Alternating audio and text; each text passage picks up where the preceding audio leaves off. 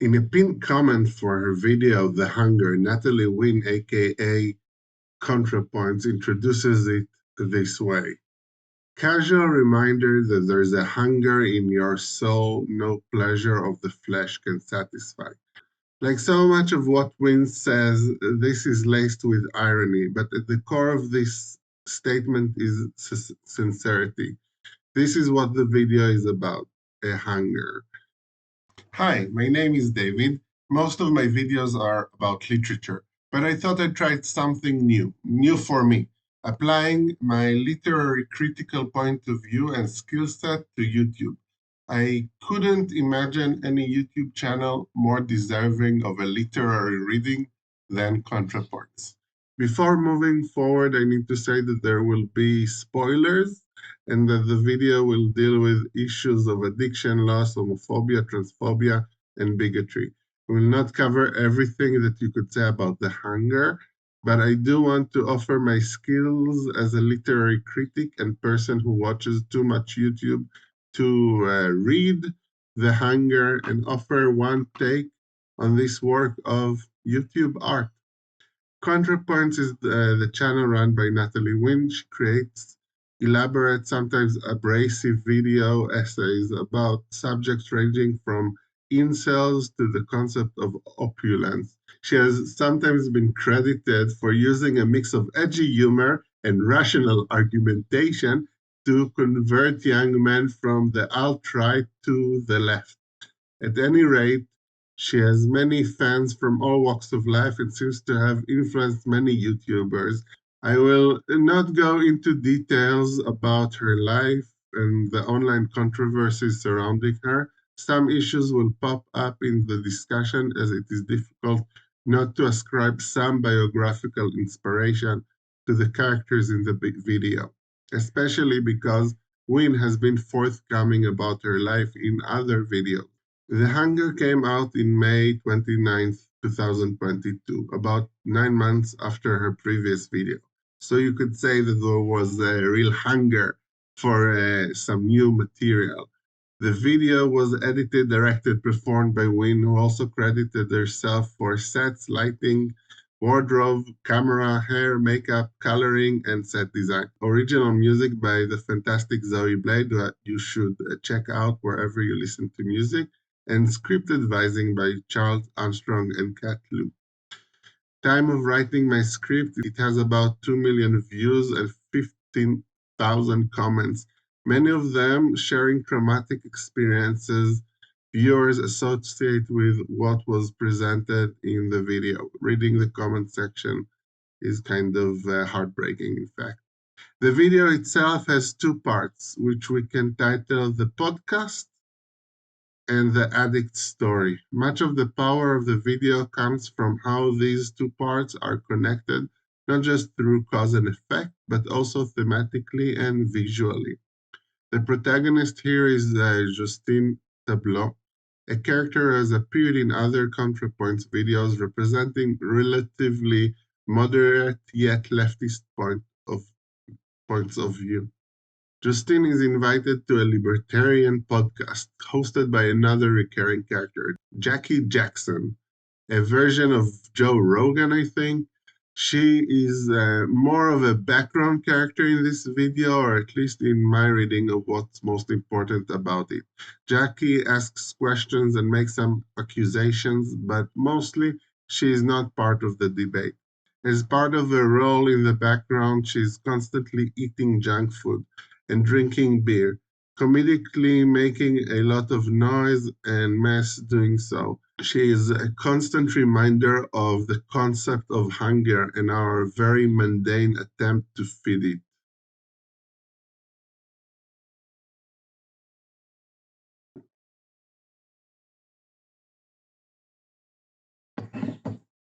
Jackie also invited one Virginia Lamb, a new character as far as I can tell, to talk about the war on drugs. The first point that connects the podcast to the narrative of the second part. Here she introduces two fictional substances, hype and void. On a second viewing of the video, you are alerted to the use of the word void because it is the substance Justine will become addicted to in the addict story, the second part. Virginia Lamb represents the homophobic, transphobic, conservative Christians. Her name is allegoric. Virginia comes from the word virginity, a quality of pureness and innocence that Virginia ascribes to herself. Her last name sounds like Lamb. Jesus Christ is often named the Lamb of God, sacrificing himself to cleanse sin. Again, representing Virginia's view of herself as pure and possibly self sacrificing. Virginia blames the drug problem on 2 words, Jackie: sexual anarchy. this is her real preoccupation, and she blames gay and trans people for the breakdown of society in what should be seen as a satire, a takedown of Christian propaganda. Let me stress that all these arguments are in fact made by some Christians, though of course not all Christians. Reddit user HM etc.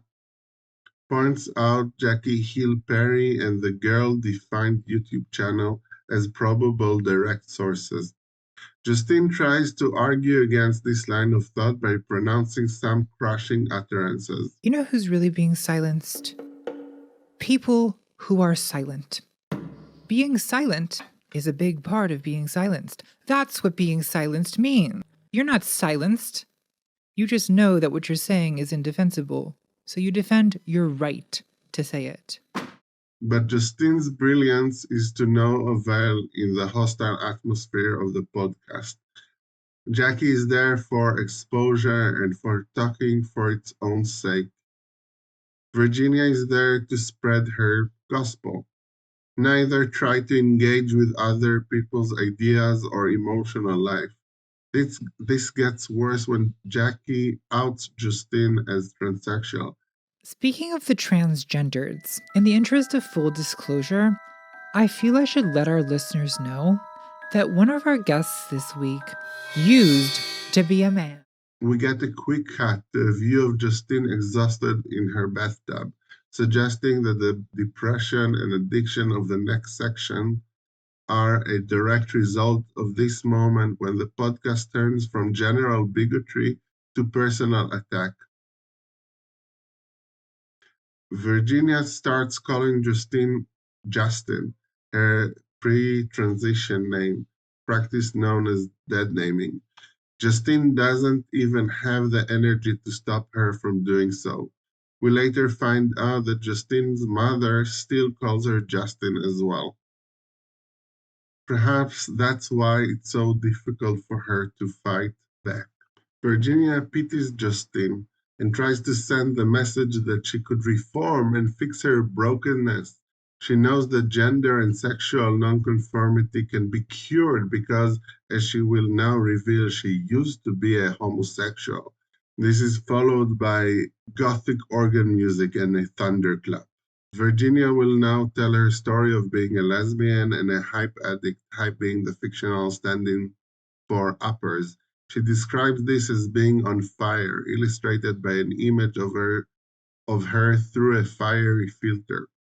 Sometimes the filter is red meat, the flesh. The video in general often illustrates its words, but in a way that brings forth the gothic, horrific, grotesque aspects of the Christian vocabulary.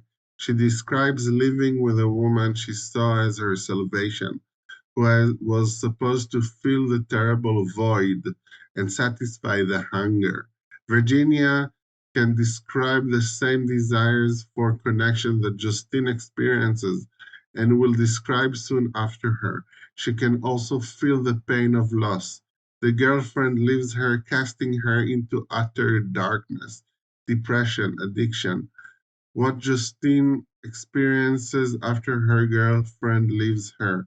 The void they feel seems the same, the hunger seems the same, and the yearning Justine is about to talk about is the same. What's the difference between Virginia and Justine then? I think the point is that while their hunger is similar, what they use to escape it, fill it up temporarily, and put it to rest is different. Virginia Lamb uses her religion to help her forget her hunger. The video makes the point that religion is often a way to fill the void people feel within themselves. As such, following religion is relatable. We can understand it even if we are very secular people. Lamb quotes Psalm 63. According to its first verse, the psalm was composed by King David while he was hiding alone in the desert. It is an appropriate response then to Justine's We All Feel the Thirst. I think Wynn chose this psalm because it depicts religious yearning to God in the vocabulary she used for framing the video: thirst, hunger, emptiness. The psalm goes, I thirst for you. My whole being longs for you. At the same time, a secular ear cannot but hear sexual connotations in the verses. For example, I will be fully satisfied as with the richest of food. Interestingly enough, Virginia stops reciting the psalm just before the verse that sounds most sexual. She does not continue to, On my bed I remember you. Perhaps the verse about yearning in bed is too painful for Lamb to speak out loud. Or perhaps Wynne felt she did not need to belabor her point that Lamb uses religion as an escape from erotic love or the lack of erotic love. So, religion, as well as the void sold by Satan, is a way to mitigate a hunger. But what is this hunger? The closest thing the video has for an answer to that is love, specifically erotic love. Justine, drawing on Plato's dialogue about love in the Symposium, posits erotic love as a way to fill the void. While God and the devil seem only to offer more void, they are not actually feeding you. Justine wants to counter Virginia's anti eroticism. To do so, Justine reframes erotic love. What do you think erotic love is a desire for? She opens in a line of questioning reminiscent of Plato's Symposium. The snowed out nothingness, like an old TV without reception, and void in the bed represents the void we want to traverse to reach other people, but also a recognition that Justine, like Virginia, does not have love in her life right now. So you might find that the stress on erotic or romantic love is problematic. Some people do not need it as much as Justine does, or not at all. There are other forms of love and interpersonal relationships. And even with a fulfilling erotic life, we might still feel hunger. Still, this is the focus here because this is what Justine hungers for. This is what she really, really wants. The next part, taking place after the podcast, opens with Justine exhausted in the bath. Baths and shower being a recurring motif in ContraPoints videos. Lucifera appears and quite easily convinces Justine to take Void, which is meant to make the pain stop. As I said already, Void is sold as a cure for feeling void. But we are meant to understand that you cannot fill a void with more void. It is at best a temporary solution, at worst a danger, an issue that even the devil brings up. Justine becomes addicted to void, accepting Lucy as her mommy. Earlier, Virginia and Jackie talk of God as their father. Her piano playing fingers are dyed in black, the color of the void drops, suggesting that all joy and creativity in such a state will be tainted. Even the piano playing is tainted by the void. This section does a good job of showing how tempting such escapes are, just as Virginia's story shows how religion can be just as tempting. Towards the end of the video, Justine almost dies from a void overdose and decides that she must quit. I quit. It's just a simple matter of giving up the only thing that makes me feel like life is worth living. The video ends with a to be continued, but I think that despite the difficulty of withdrawal, there's a reason for hope because the video allows for a lot of forgiveness and compassion to the self and to others, no matter how hostile they are to you. This forgiveness opens up the door for recovery. Sorry if it sounds sappy. The hunger is about how we all have some emptiness within ourselves that we strive to fill with something. It is a meticulous reminder that there's a hunger in your soul that no pleasure of the flesh can satisfy. Wynn's video shows a lot of empathy for different ways people attempt to fill this hole within them. That's its power. That said, even if you can have empathy for people from the other side of a debate, it does not mean that you have to listen to hurtful, toxic statements like the ones Virginia and Jackie spew. In fact, there's a vein of thought in the hunger that is about the limits of dialogue or debate. When one partner's hunger is fed by hurting you, there's no point in rational debate. Such a dialogue only becomes an excuse for more hate speech and propaganda. This is a strand I focus on much less than I might have. To conclude, though, on my sappy positive note, Justine perhaps realizes that there is no point in debating Virginia.